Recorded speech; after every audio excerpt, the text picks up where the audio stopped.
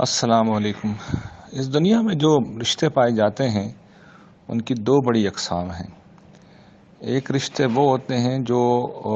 عصبیت کے رشتے ہوتے ہیں، جو عام طور پر رحمی رشتے کہلاتے ہیں۔ یعنی ایک ماں کی جب انسان اولاد ہوتا ہے اور بھائی بہنوں کا تعلق ہوتا ہے، اور پھر اسی سے دیگر جو تعلق پھوٹتے ہیں، یعنی والدین کا تعلق، اولاد کا تعلق، یا اسی طریقے سے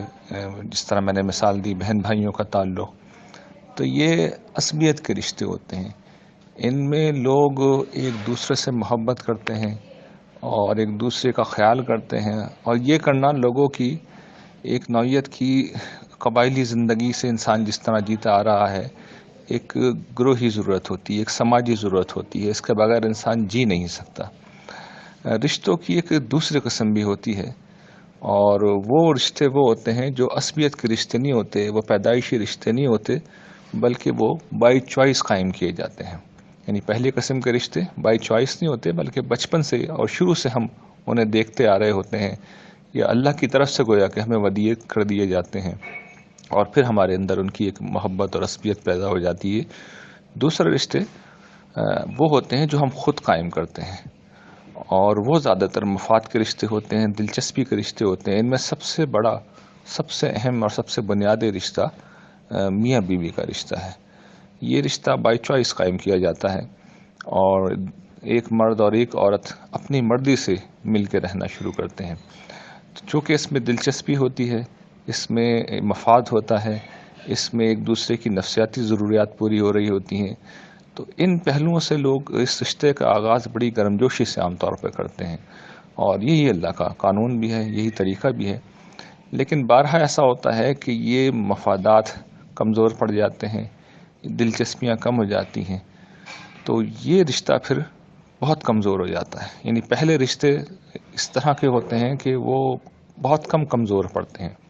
اور جب کمزور پڑتے ہیں تو بہرحال قدرت کا ایک قانون ہوتا ہے، سب کو اس کا اندازہ ہوتا ہے۔ لیکن اس طرح کے رشتے، یعنی جو دوسرے رشتے ہیں، ان میں میاں بیوی کا رشتہ اپنی نوعیت کے اعتبار سے تقاضا کرتا ہے کہ ساری زندگی کمزور نہ ہو، لیکن بعض اوقات ہو جاتے ہیں۔ یہ وہ وقت ہوتا ہے جو انسان کی زندگی میں امتحان کا سب سے بڑا وقت ہوتا ہے، اور ایسے میں انسانوں کی بنیادی ذمہ داری ہوتی ہے کہ وہ خدا خوفی کا مظاہرہ کریں اور ہر حال میں حدود الہی کے اوپر قائم رہیں، چاہے انہیں کوئی چیز پسند ہو، چاہے ناپسند ہو، کوئی مزاج انہیں پسند ہو، ناپسند ہو، ان کے مفادات کو زک لگ رہی ہو یا نہیں لگ رہی ہو۔ قرآن مجید اس سے بھرا پڑا ہے قرآن مجید۔ اور کبھی آپ سورہ بقرہ کو پڑھیے، قرآن مجید کی جو شریعت کی صورتیں، ابتدائی صورتیں ہیں، وہاں پر اتنی اللہ تعالیٰ نے اس طرف توجہ دلائی ہے کہ اس کی کوئی حد نہیں ہے۔ اور خاص طور پر مردوں سے انہوں نے یہ کہا ہے کہ وہ ہمیشہ احسان کا معاملہ کریں، درگزر کا معاملہ کریں، وہ بڑے بلند حوصلگی کا مظاہرہ کریں، اور خواتین کو یہ توجہ دلائی ہے کہ وہ فرما برداری کا اور اطاعت کا رویہ اختیار کریں۔ تو جو لوگ اللہ سے محبت کرتے ہیں، تو اگر وہ مرد ہیں تو مرد ہونے کے تقاضے نبھاتے ہیں، اور عورت ہیں تو انہیں عورت ہونے کے تقاضے نبھانے چاہیے۔ جو لوگ یہ کریں گے، قیامت کے دن اللہ تعالیٰ اس کا جو بدلہ انہیں دیں گے، سچی بات یہ ہے کہ وہ بڑا غیر معمولی بدلہ ہوگا، اس لیے کہ جب رشتوں کے اندر، اس طرح کے رشتوں میں جب مفاد کمزور پڑ جائیں، دلچسپیاں مدھم ہو جائیں، اور پھر بھی انسان حدود الہی پہ قائم رہے، تو وہ اصل میں